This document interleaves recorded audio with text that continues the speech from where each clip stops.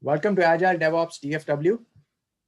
Today I'm really excited because Agile DevOps DFW in a way is becoming multi-continental. We have our first speaker from Europe, uh, uh, Adam from Lublin. Is that right, Adam? Yes, Lublin, yes, it is. Poland, one of the most beautiful countries I've visited. So I want to welcome everybody, and for those who are joining us for the first time, I want to tell you just a little bit about the history of Agile DevOps and about ourselves, our meetup, and then we'll jump to Adam. So we created Agile DevOps DFW, Victor, Fred, and I, uh, more than 6 years ago in this Barnes and Noble in Dallas, and our goal was to explore the intersection of Agile and DevOps. We used to just have this meetup on the evenings at 6 p.m. Central on Thursdays. And then we started having so much content, so many good speakers, we ran out of slots. So that's why we created this slot, which is on the third Thursday at 11 Central. Chances are next month, we are going to move to noon Central because of some conflicts, okay? So anyway, we meet twice a month, first Thursday and third Thursday. First Thursday is 6 p.m., third Thursday is midday. We try to get Agile and DevOps topics. We love to get speakers, love to give a chance to new speakers especially. So if you're interested or know someone who has wisdom to share with the community, send them my way, okay? If you want to watch any of our previous sessions, they're all available on the Smooth Apps YouTube channel. We have a playlist and we upload the recordings to that playlist every time we publish them on our YouTube channel. Okay, so that's a little bit about Agile DevOps DFW. About Smooth Apps, we are an Agile training, coaching, consulting company. We have partners throughout the world. When it comes to coaching, all of our coaching partners are members of the Scrum.org community, which means they have either been personally interviewed and trained by Ken Schwaber or someone he trusts, okay? What are the services we offer? Some examples, if you want to do Agile transformation, we can help your executive team align because we know that if the executives are misaligned, that's probably the single biggest reason for failure. We help with Agile Product Owner Bootcamp. This is one of our most popular offerings because if you don't know where you want to go, any road will take you there. In fact, Agile will help you drive your bus into a ditch sooner. So product ownership is so important. So we help your product owners laser focus delivery teams on value. We also help you reboot teams. We've seen a lot of teams suffer because everybody and their brother has a different interpretation of agility. And we waste a lot of company time and money fighting with each other. So we try to level set everyone in terms of what is and is not Agile. And finally, we have a complete package for Agile enablement. All right, so this is just a list of our services. If you don't have money, that's okay. We have free resources. You can look at our blogs. You can subscribe to our channel on YouTube. We've got lots of videos. We've got slides available on SlideShare, which is now LinkedIn, Scribe.D, or God knows what. Lots of free webinars. We'd love to have you in these meetups. And follow us on LinkedIn. We try to give motivational tips and thought-provoking content. So all of this is available free of cost. So if you don't have money, but you want to learn, don't let lack of money get in the way. Logistics, everyone's going to be in listen-only mode. I will be monitoring the chat and Q&A panel. So please make it interactive. Share all your thoughts and questions. Adam will decide based on the flow of the webinar whether he would like to ask or address questions along the way or towards the end, or a little bit of both. And then if we don't have time, then maybe offline, you can reach out to Adam and see if he may be willing to answer some of your questions offline. All right. So with that, I want to stop sharing and I want to welcome Adam and Powell. I want to give you a little bit of context. So Powell and I worked together in a previous context, and Powell was kind enough to introduce me to his company Edge1S and help us get an amazing speaker, Adam. So that's why you'll see Powell and Adam both on the webcam. So Adam, with that, I want to welcome you, and please take it away, share your screen, and tell us whatever you feel you would like us to know about you, and then dive into your presentation. Thank you. All right. Thank you very much. And hello, everybody. So yeah, let's start with the screen sharing. I hope everyone can see this. Before we deep dive into today's topic, I'd like to give a quick info on myself and my experience to give you a context about me and what we are going to talk about today. So at the age of 33 currently, I've got about 15 years of experience in IT. I started early, and throughout the history of myself, I've went through many different languages and different technologies. I've started low and as everyone else with building websites, then moved to the desktop applications and mobile applications. I ended up with enterprise level solutions for big companies. And this is my current position as a software developer, full stack to be precise, which means that I'm able to deliver both front-end, back-end, and all other kinds of solutions. And throughout the whole learning process I've been through, I also gained a lot of knowledge and insight on deploying applications and maintaining them. So now I am a person capable of both gathering and analyzing your requirements. I am able to creating your applications, deploying and maintaining them as well. So as you can see, I've got the knowledge and experience on whole development lifecycle. And as a quick side note, today's webinar has almost been cancelled because about an hour ago, a fire alarm was triggered in our building, and there was a risk that the fire department will flood the entire building with foam, CO2, and everything else to keep it safe. However, it turns out it was a fake. So good for you, and I believe good for me. So I can share today's topic with you guys. And okay, without further ado, CI and CD. Why is it good for you? Let's start with explanation. What is CI/CD? First of all, it's a term that has been used a lot recently. It's a powerful tool that can give you a lot of opportunities and possibilities if and only if implemented and used properly. CI/CD stands for continuous integration and either continuous delivery or continuous deployment, depending on whether the last phase, the deployment itself, is done manually or automatically.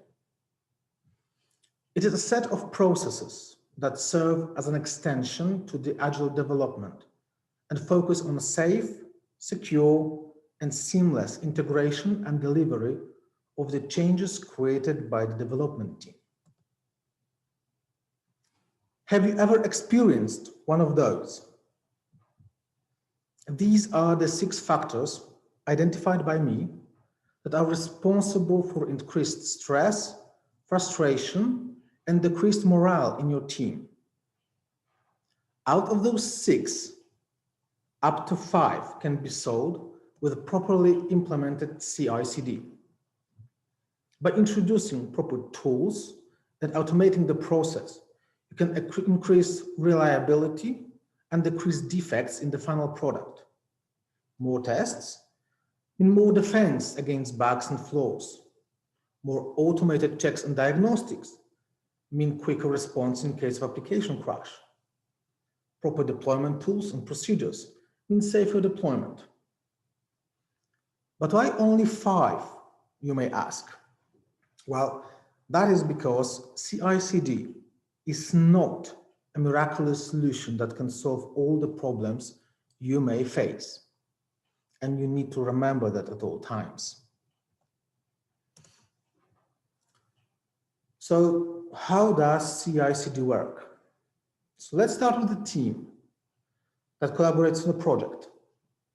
Each member contributes to the overall solution, and each contribution is merged into the code base. So we've got a working continuous integration, right? Now, continuous integration is much more complex than simple merge of each contribution. In order to have a proper CI in place, team must create a checklist of things that must be done before the contribution can be included in the project. Typically, this checklist consists of code review done by other team member, successfully building the whole project, and running and passing all tests. If even one of the above conditions is not met, then that change should not be introduced into the project. That is your safeguard mechanism right there. And I cannot stress it enough. All points of the checklist must be completed. Otherwise, your safeguard mechanism will not work. Please make note that mentioned checklist is not fixed. As time passes and the project progresses, a situation may occur that may require change in the list. You may want to expand it. Recently, in my current project, we have introduced SonarQube tool in our continuous integration pipeline. That is responsible for security analysis, and as it turns out, we had a few security vulnerabilities that we had to address. Without that single change, without introducing a new tool to our checklist, we would never catch that, and we would keep delivering a potentially dangerous product to our customer. The next phase is to build and deliver package with our ready-to-be-deployed product. This step can be automated as well, using different tools to prepare your deployment packaging and shipping it to your client. If you stop here, it means you have implemented continuous delivery. We've used this approach in my previous job, where our client had a team of service administrators, and the deployment could be done only during specific deployment windows planned ahead of time. Also, that team had to run their own audit on each deployment package and do a dry run test on separate environment to ensure that the package would not harm existing infrastructure and other deployed software. So we couldn't go for the full continuous deployment. But even then, we have provided automated deployment scripts that would perform all the installation and upgrade. We didn't bother with the backup because the deployment team would do the backups every time on their own. However, if you have the possibility to do deployment on your own, I strongly advise it. It ensures the deployment is done exactly as it should, because it is prepared by the people who created the software and knows how to do it properly. That is continuous deployment. Also, please make a note that what I've just described is oversimplification of the whole process. CICD is much more complex than that, but we simply do not have the time to talk about everything.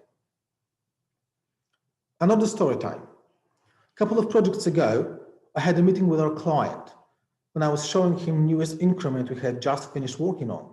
He was excited because it contained new, strongly requested features. After I finished, he immediately asked when can he get it, when we will be ready for deployment. I haven't answered him right away. Instead, I've opened my web browser and navigated to our repository. With just a few clicks right in front of his eyes, I launched the deployment process. And within a couple of minutes, I was able to show him the summary report with information about successful deployment. With a smirk on my face, I said, "You already have it, up and running." And oh boy, you should have seen his face. So why don't we do it everywhere? Short answer, it's not easy. It requires knowledge and skill. Easy solution, you can hire a DevOps. Harder, but arguably better solution, invest in your team. So let's start with the DevOps. A DevOps is a person that have a skills and knowledge of both developer and system administrator. It is a person capable of automating entire processes of development, deployment, and the maintenance of your IT products. And the CICD is only a small part of his domain. So, an easy win, right? You simply hire DevOps and everything is done. Not really. Although a DevOps is an enormous advantage for your company, it also comes at a price. I had the pleasure of working with wonderful specialists, and I learned a lot from them. But despite all of that time, I'm still far behind. And the sheer volume of their knowledge and skills comes at a price. A DevOps can spend anywhere between 0 and an eternity on a project doing everything that needs to be done, so you may need to hire more than one. And even though they will still be able to do all the job, you need, in most cases, it's like using a harvester to mow your own lawn. It is possible, but is it worthy? There is also another problem, the bus test. Have you ever heard of it? For those who hasn't, imagine yourself on your way to work. Due to a series of unfortunate events, you were in an accident, and now you are in a hospital, unable to work. Is your project in danger because of it? That is the bus test. If there is someone in your team who everything depends on, and suddenly he's gone, and your project is endangered, that means you failed the bus test. And DevOps can be such a person. Of course, it doesn't mean that it will happen, but remember that it is still a possibility. So is there a solution to the bus test? Yes. Well, you either hire more DevOps or you can invest in your team. Well, the first solution is simple. The second one, unfortunately, may require a lot of investment. But believe me, it is worthy. Second solution is to develop required DevOps skills and knowledge in your team. Please note at this stage that I'm not saying that you should transform one of your developers into DevOps, unless she or he really wants it, but rather allow them to develop the skills necessary to create CI/CD on their own. This way, you address the bus test and at the same time, allow them to better understand the whole development and deployment process with all its ups and downs. And this knowledge is extremely valuable. However, there is always but. You may face two aspects that needs to be addressed before your team can successfully implement CI/CD on their own. Regardless of whether you've got a new team and a new project, or you are part of ongoing project with old team, you may face issues of a human nature that will block your team members from developing new skills. Those are fear, self-doubt, comfort zone, lack of time, and lack of proper training materials. Overcoming them may be hard, but there is one thing that works every time. Whenever I work with someone and try to help them learn something new, I use something called quick wins. These particular terms come from video games, and it doesn't mean that you need a lot of easy successes, but rather that you need a quick feedback about your actions. When you play a video game, each of your actions gives an immediate response. Whether it was a success or a failure, it doesn't really matter. What matters is that you get an immediate response, and you know if you did good or not. If you keep this in mind, overcoming mentioned problems will be rather easy. I had the pleasure of teaching one of our junior testers the process of test automation. He was reluctant at first, but thanks to addressing all his doubts and showing him how quickly he can get results of his work, he was able to overcome his fears. Eventually, with a little bit of delay, I must say, we have delivered a finished product. But thanks to the hard work I've put into teaching the young tester new things, I've gained more than a satisfied customer. I've gained a junior automation tester with the ability to create automated tests and integrating them into CI pipeline. Another bonus is a boost in your team's morale. When people develop new practical skills, especially when they can apply them right away in their everyday work, it improves their self-esteem, boosts their morale, and makes them feel empowered.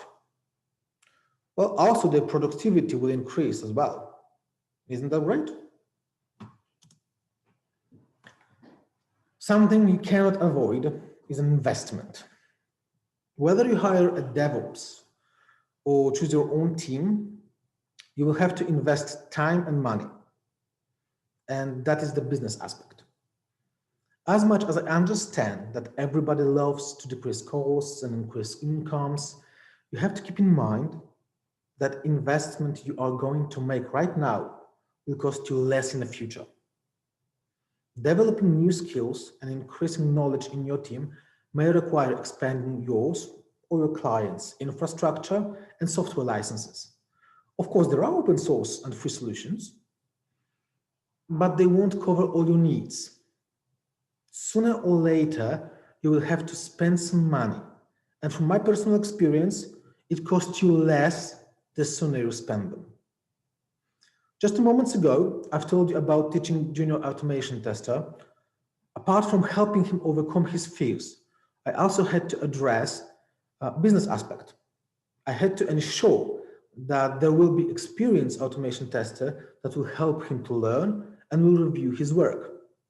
Yes, it increased the cost, but we were able to overcome that. So you need to ask yourself a question. Is it better to invest money now and profit from decreased maintenance cost later? Or to leave things as they are and mitigate problems at a cost 20 times larger than what your initial investment could have been? Personally, it's rather simple math. Another bonus, apart from decreased maintenance cost, is your customer satisfaction. Remember when I told you about our client's reaction when I gave him the product within minutes? That satisfaction increases their trust. And the more they trust you, the better collaboration and the better products delivered. Yet another thing to consider is time to market. Highly sought after factor. CICD allows you to decrease it even further. As I mentioned before, it is a powerful tool, but it is a double-edged sword that you have to use carefully. Because people tend to forget about processes, especially when they have a fully automated and functional tool to build and deliver products to the customer right under their hands. That was one of my mistakes. To satisfy our customer and show that we are able to respond quickly, I rushed the deployment before all the tests were done and in place. It hurts, when you are sure you've done everything right, but then it turns out that you have missed something. And that one missed thing, this one meaningless, in my opinion, case, have caused everything to collapse. Yes, decreasing time to market is a huge advantage. But if you disregard all the processes and safeguards you have placed beforehand, you will become reckless and start to deliver defective products, and we all know where it leads us to. That being said, if you remember what I told you, and if you invest in your team, thanks to the proper CICD, you will open an amazing opportunities to both you and your clients. Remember, CICD is a powerful tool, that can boost your project, give you many advantages if used correctly. But at the same time, it is a double-edged sword and must be used carefully. DevOps are incredibly useful and are capable of many great things, but not every project requires DevOps. Use them wisely. Investing in your team to develop DevOps skills can be challenging, but it pays off because it gives you an immediate profit. That being said, I think this will be the end of what I can say. Pavel, if you can.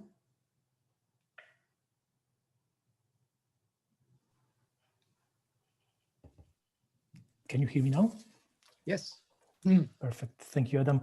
But before we go to my short part, are there any questions, Ravi, that we need to answer on Adam's part? Yes, actually, Adam, thank you for that thought-provoking presentation and breaking things down in such simple steps. We do have some questions, and I also want to share my observations or my reaction.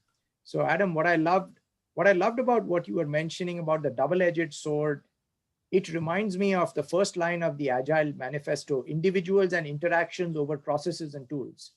So, no matter how sophisticated a tool might be, it cannot replace human judgment.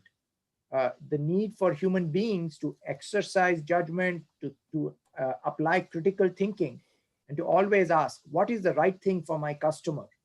And what is the right thing for my customer's customer? So I think that's so important, that we don't get mesmerized or intoxicated by a tool, but we always remember the tool may only be as powerful and effective as the human beings who are using it, right? So I love that part. And I also love the fact that, you're talking about, DevOps really is a set of mindset and a set of principles that let's not have an adversarial relationship between dev and ops. Let's work together to take care of the business intent through all phases of the delivery lifecycle.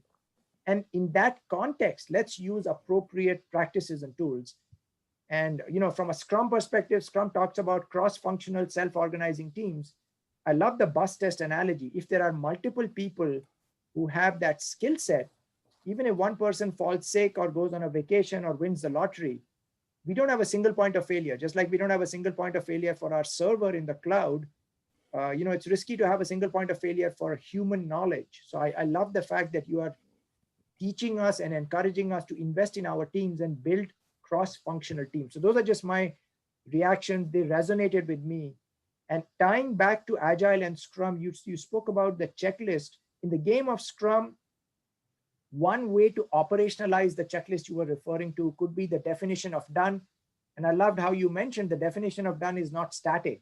So Scrum says in the retrospective, if at least once every retrospective, but maybe more often, as new information emerges, keep improving your definition of done or the checklist in spirit of the customer goal. So many ties between what you were saying and Agile and Scrum. So I just want to appreciate and amplify your messages there. So thank you. All right. Couple of questions. Adam, one question is from Khurram, and he's talking about, do you have advice on how to optimize the ROI of testing? I'll give you a couple of scenarios I found. So sometimes when we ask the product owner to give us time to improve our definition of done and to build automation tests right from the ground up, sometimes the product owner says, I'm not going to pay money for that. I can get the release faster. Sometimes, so there's no, you convince me, what am I going to get if I delay a release, because you guys are wasting time on this stupid automation testing. That's one. Sometimes developers, I've had the misfortune of working in companies where developers are not committed to software craftsmanship. And sometimes they use a threat. So they tell the CTO, you want me to do automation testing? Then give me twice as much time. I will double the release date. And sometimes people say, look, this is a legacy application. For 15 years, nobody wrote any tests and 10 developers worked. So it's like 150 years of untested code. Where do I even start, right? So all of this relates to ROI. So do you have advice on any of these situations? If someone believes in what you just said, they want to go back and implement it, but they are facing these impediments, what would you recommend to them? Yeah, it's a quite a common situation for us. I personally had such a situation a couple of times. The main reason to allow for automated tests is to decrease time that it takes to check the application after each change. Because with each increment, you have to perform regression tests, for example, to check if the changes we introduced will not break the already working software and their functionalities. So it is possible to do it manually, but as you progress with the application, as there is more and more functionalities, it takes more and more time to do it manually. So one thing I always use as an example is that after 5 years of development, it takes about 3 or 4 weeks of manual testing of 2 or 3 testers to check everything, while automated tests will do that within 2 or 3 hours top, and then calculate the cost. What is better, to perform 3 weeks of tests, manual tests, with 3 people, for which you have to pay, otherwise we can't ensure that it will work properly? Or is it better to spend those 2-3 weeks once, create automated tests, and then repeatedly use it for 3 hours? Look how much decrease in the cost it is.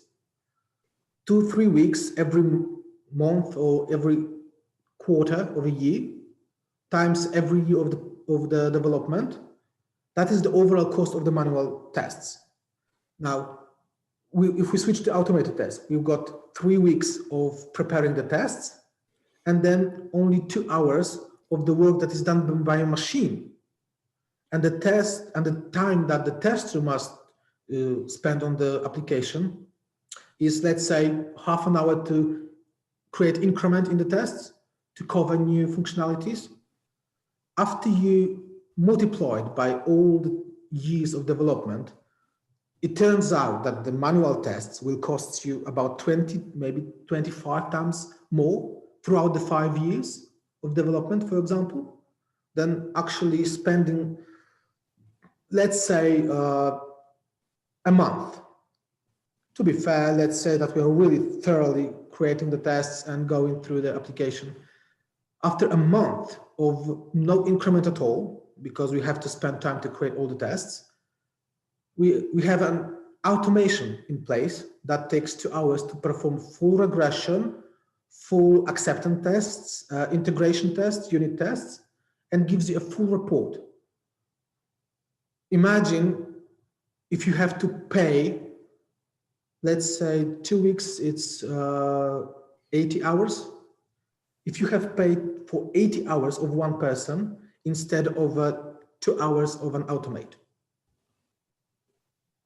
Quite a big difference, right? Yeah. Times, let's say, 5 years.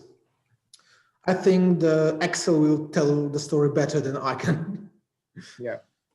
I love what you're saying, Adam. It mirrors what I learned in business school, and Khurram, I hope this answers your question. When I went to business school, and we were taught by our professor to create pro forma financial projections. As entrepreneurs, we were stuck because we didn't know all the things that can happen over the next 3 to 5 years. So, but our professor told us that a lot of financial forecasting is making plausible and defensible assumptions and modeling, doing business financial modeling.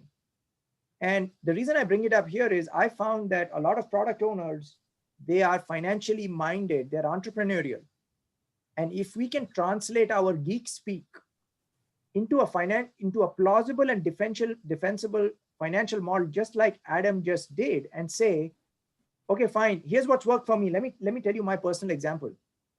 If someone pushes back on automation testing, we can say, okay, let's not do automation testing. Would it be okay if we start capturing the hours we spend on manual testing, manual defect detection, manual defect fix, verification and deployment. Would that be okay?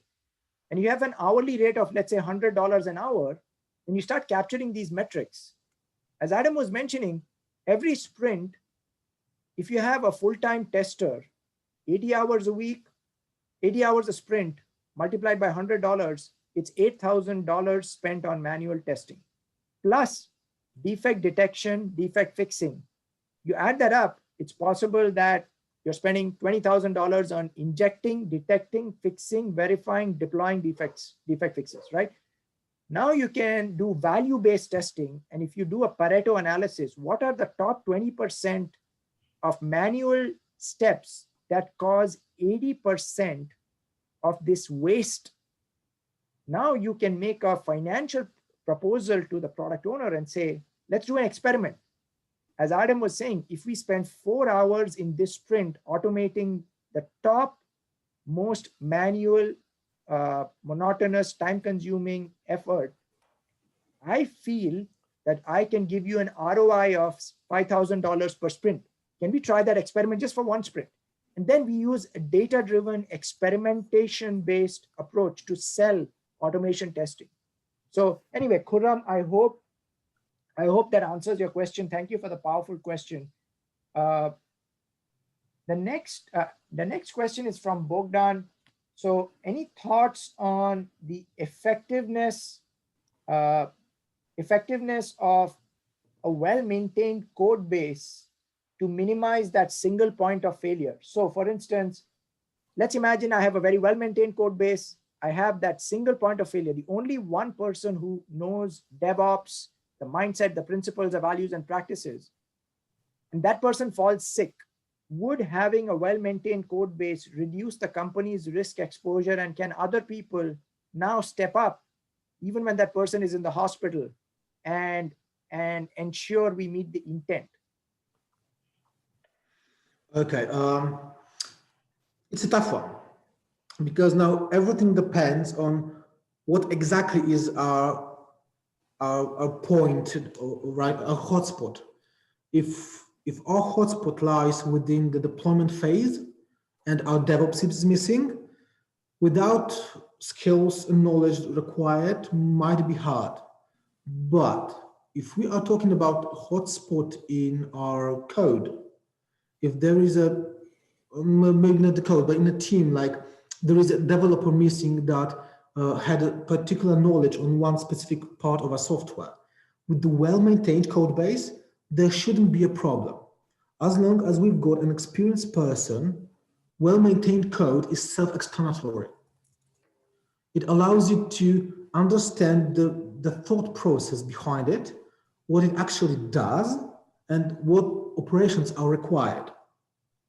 So yes, I always say, well-crafted code, well-maintained code base will actually give you 90% chance that in case of missing a project member, other people will be able to actually analyze and fix or even further develop the code, but as long as it's well-crafted. What is the other 10%? It's a particular scenario when the hotspot we are talking about, this particular part of the code, is very specialized. Let's say we are talking about very specific 3D model rendering, and the code is about 3D model processing and rendering. We may have one person that is capable of doing such code and maintaining it, and the others are only using his space. This might be, I'm not saying that it will, but it might be a hotspot you may not overcome. But it shouldn't be reason not to maintain your code. If you spend time, maintain it, well organize it, and properly document it, other people may take over your work if you are missing. I don't know, if you went on holidays, for example. This is another example of the bus test. If you maintain the code, you are mitigating the hotspot you may create if you are gone. So yes, strongly advised, do it. Craftsmanship craftsmanship is always the best possible way. Yeah. Thank you, Adam. Bogdan, I hope that answered your question. Adam, one thing that your answer reminded me was, Netflix, I heard, I don't know if it's true, I don't know if it's a chaos monkey, or I've heard that Netflix intentionally brings down their servers to proactively detect how will the code behave, how resilient is the code, and then address issues. And one of my clients actually kind of did a chaos monkey inside of a sprint from a cross-functionality perspective. So they had experts who could crank out a particular backlog item fast, but they intentionally did not, the team chose not to have their best expert work on that. Instead, they had people who were not as good work on that item right now, when that expert was still available in the sprint, to develop the muscles such that tomorrow, if that person is on holiday and we need to work on that, the muscles were developed when the safety net was there, right? So I really like that. I think there's a saying in the US Marines or some US military unit or division: the more you sweat in practice, the less you bleed in battle. And I feel we as software developers should sweat a lot when there is not a crisis, so that when there is a crisis, that's not the time when you can afford to learn. So Adam, thank you for sharing that. And Bogdan, I hope your question was answered. I have one last question, and then Pavel, I'll hand over to you. Adam, you spoke about the fear factor and the comfort zone. I have a question about hiring. So, there are, all of us have different core values that we bring to the job and our worldview and our mental model.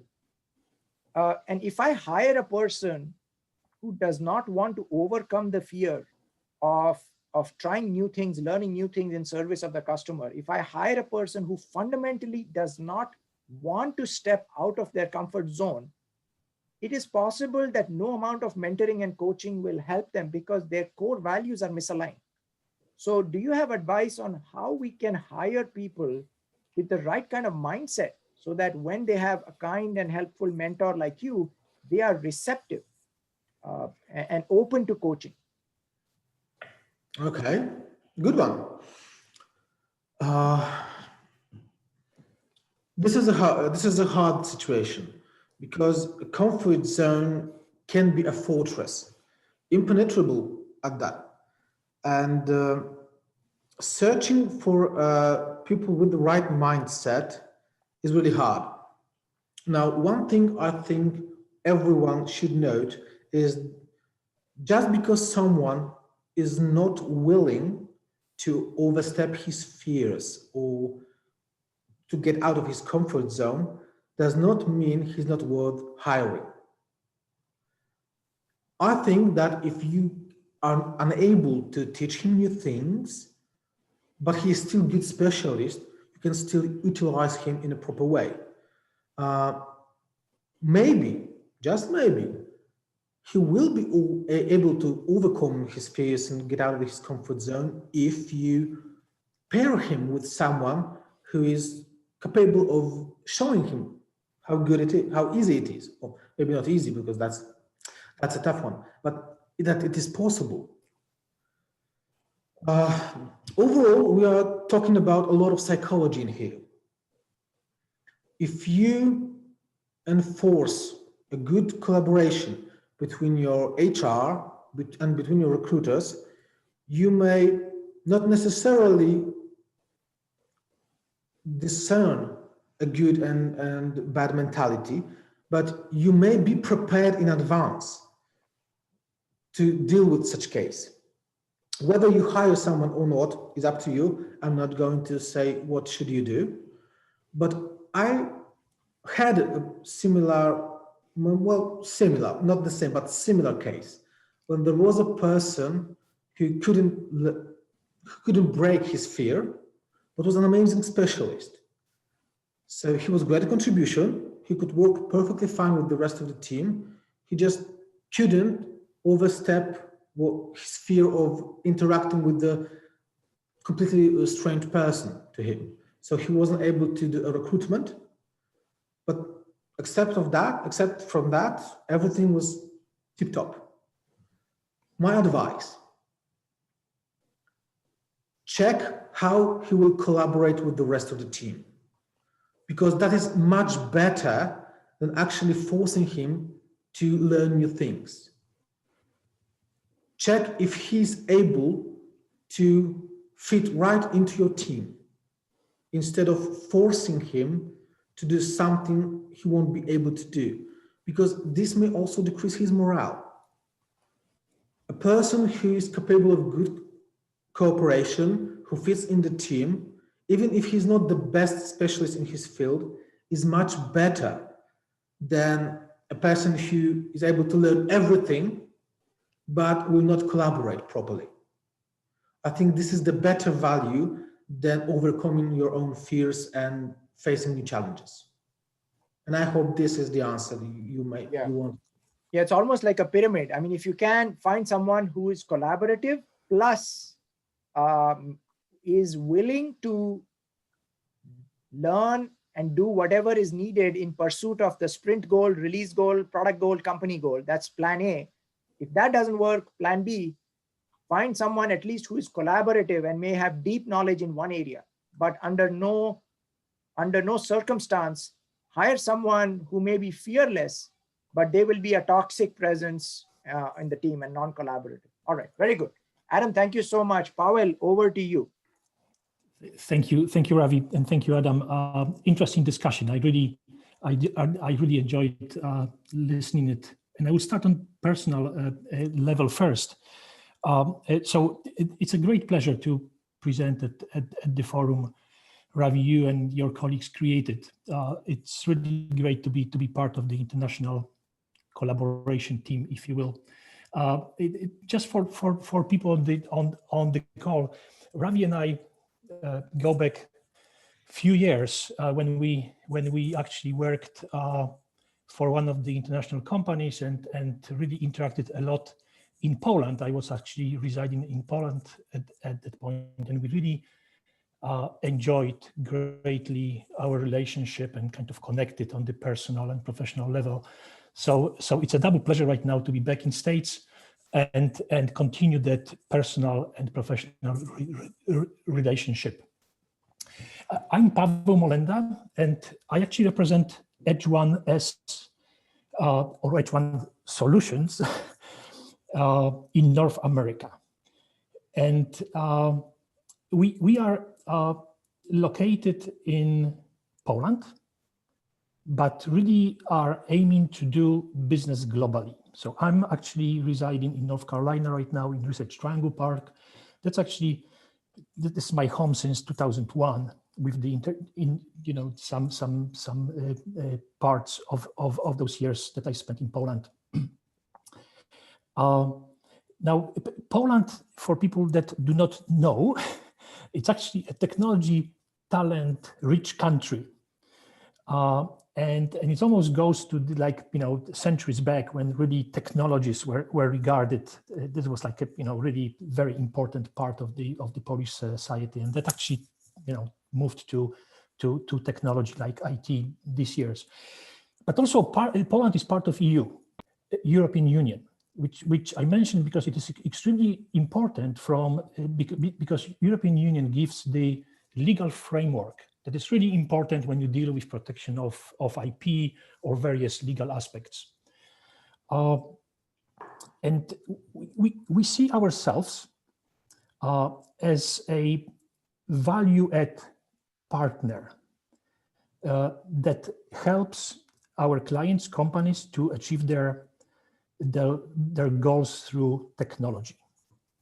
Our solutions, if you will, or offerings stretch from helping at the individual skill level to complete management of our clients' branches or operations, those clients that want to move to Poland or Eastern Europe or Central Europe.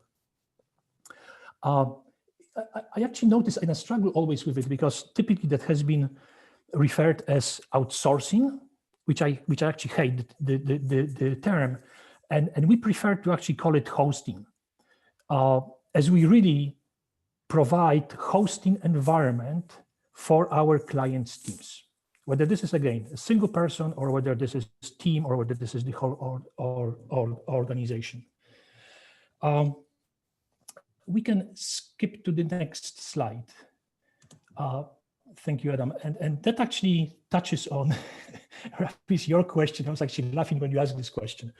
Back a few years, when I actually went to Poland to build the development center for IBM, I was approached by one of my colleagues from IBM, from Canada, to build a small team for him. And naturally, I asked the question, like, what type of people do you need? Because it was some kind of, his area of expertise was kind of new to me. And clearly I was looking for the answer in terms of skills. Well, his answer was actually slightly different. He said, I want people that are smart, intelligent, and nice to work with. So that kind of touches on Adam's answer, right? But Ravi, on your question. And so I really wanted to put it here, because we talk a lot about skills, technology skills, project management skills, but we sometimes forget about the simple things like this smartness, intelligence, and being nice colleague, nice people to work with, because that goes a long way. And so, we really believe at Edge One, this, what I mentioned at the beginning, that we see ourselves as a value add. We really see that part is a big portion of that, and we see that this combination of those areas, like personal traits plus technology skills, obviously makes us a very attractive company to partner with. And if you could kindly go to the next slide, Adam. At the end of it, I really would like to provide my contact. So please contact me with any requirements, questions,